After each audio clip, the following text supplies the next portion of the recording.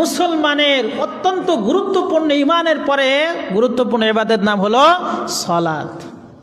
এই সালাত নষ্ট করবেন না, হেলায় খেলায় নষ্ট করে দিয়েন না।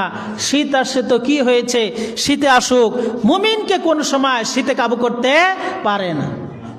আরে গহীন অন্ধকার জগতের যেই জাহান্নামের আগুনে জ্বলতে হবে, সেই আগুনে জ্বলার থেকে ঠান্ডা পানি দিয়েও যদি অজু করে, এটাও তো সহনীয় না? মরে যাব, মারা যাব ঠান্ডা পানি দিয়ে, যুবকরা মারা যাব নাকি আমরা?